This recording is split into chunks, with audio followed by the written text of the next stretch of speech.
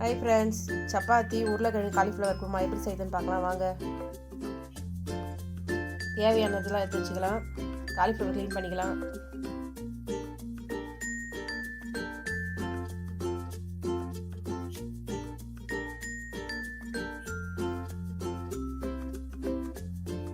அதை நல்லா கட் பண்ணி எடுத்துக்கலாம்.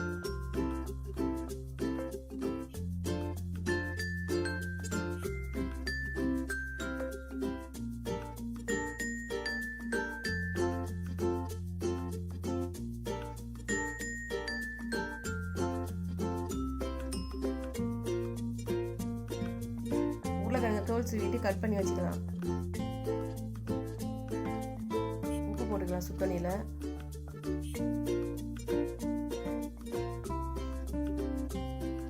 மஞ்சத்தூள் போட்டுக்கலாம்.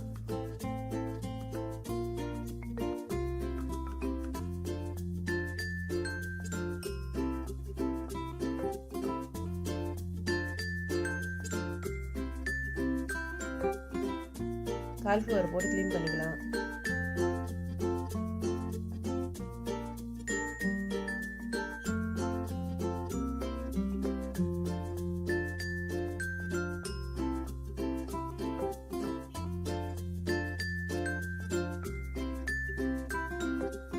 க்ளீன் பண்ணி எடுத்தாச்சு. அதை குக்கரில் போட்டுக்கலாம். உருளைக்கிழங்கு கூடயே சேர்த்துக்கலாம்.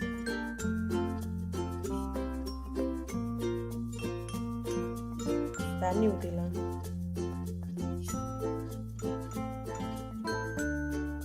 மஞ்சத்தூள் போட்டுக்கலாம்.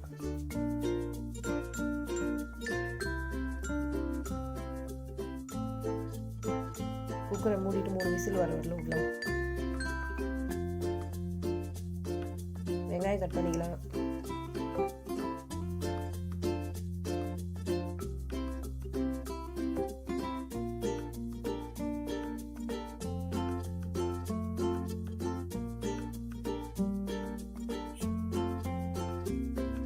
பச்சை மிளகாய் கட் பண்ணிக்கலாம்.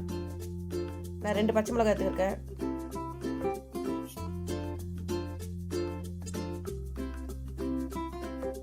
தக்காளி கட் பண்ணிக்கலாம்.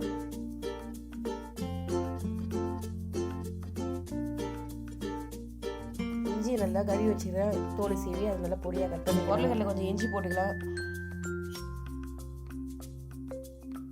சோம்பு கொஞ்சம் போட்டுக்கலாம்.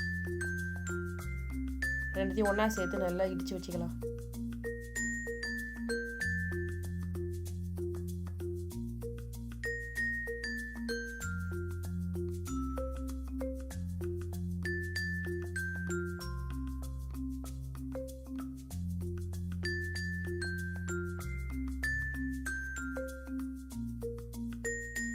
தாளிக்கிறதுக்கு லவங்கம், சோம்பு,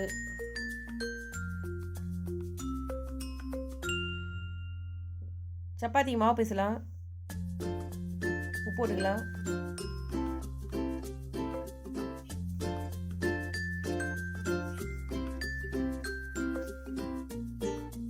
கொஞ்சம் வெதுப்பான சுத்தண்ணி சேர்த்துக்கலாம்.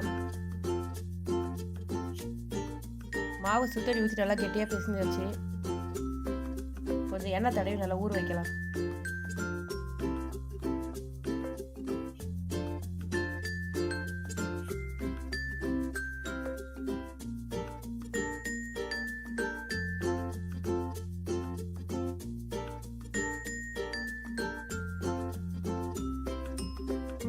எண்ணெய் தடவி நல்லா ஊறட்டும்.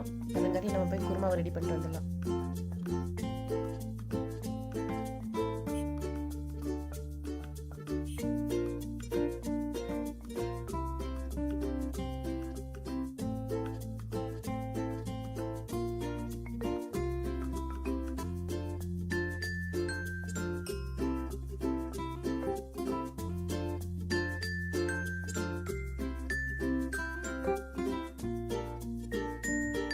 விசில் வந்தாச்சு. இப்போ குருமாவை தாளிச்சிக்கலாம்.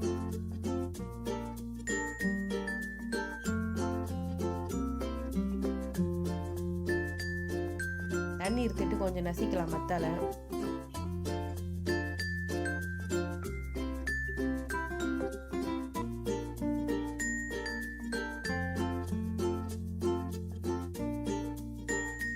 கேஸ் பற்ற வச்சுக்கிட்டு குழம்பு தாளிச்சிக்கலாம். குருமா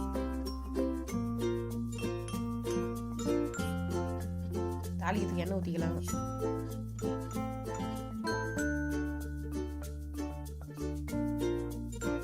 கடுகு போட்டுக்கலாம். சோம்பு லவங்கம் போட்டுருச்சு.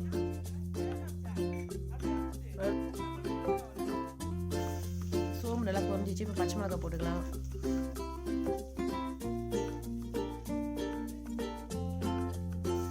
இஞ்சி பூண்டு நசுக்கி வச்சு இதை போட்டுக்கலாம்.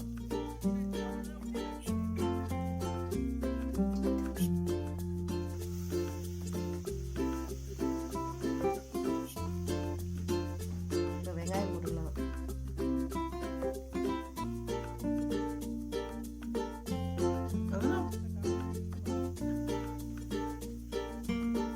வெங்காயம் நல்லா வதங்கட்டும்.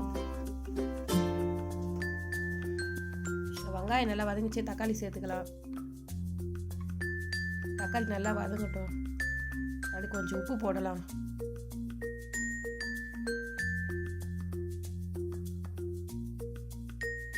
இப்போ கொஞ்சம் தட்டு போட்டு மூடி வச்சா தக்காளி நல்லா வதங்கிடும்.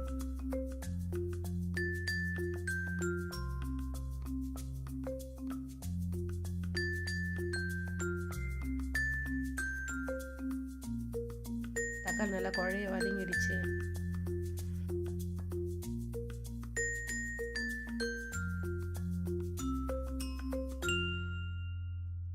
தக்காளி நல்லா வதங்கிடுச்சு.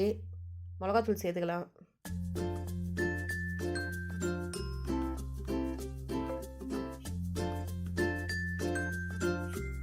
வேக வச்ச காலிஃப்ளவர் உருளைக்கிழங்கையும் சேர்த்துக்கலாம்.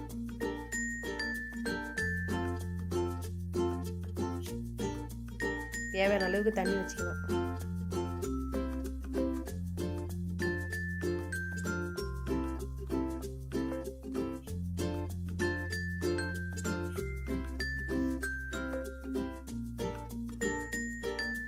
சப்பாத்தி நல்லா மாவு சாப்பிட்டா ஊறிடுச்சு. அதை தேய்ச்சிக்கிறேன்.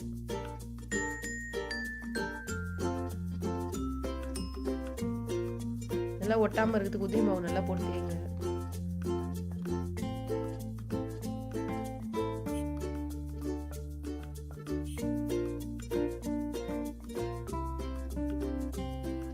கல் நல்லா சூடு எரிச்சு எண்ணெய் தடவிக்கலாம். சப்பாத்தி செய்யறதுக்கு சப்பாத்தி போட்டுக்கலாம்.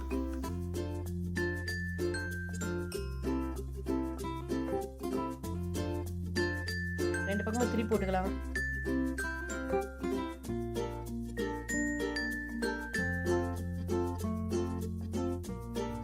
நல்லா சாப்பிட்டா இருக்குது. சப்பாத்தி சுத்தணி ஊற்றி வெதுன்னு ஊற்றி பேசுனதுனால குருமாவும் ரெடி ஆயிடுச்சு.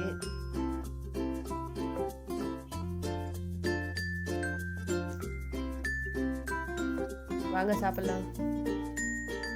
இந்த வீடியோ உங்களுக்கு பிடிச்சிருந்தா லைக் பண்ணுங்க, ஷேர் பண்ணுங்க, கமெண்ட் பண்ணுங்க, சப்ஸ்கிரைப் பண்ணுங்க.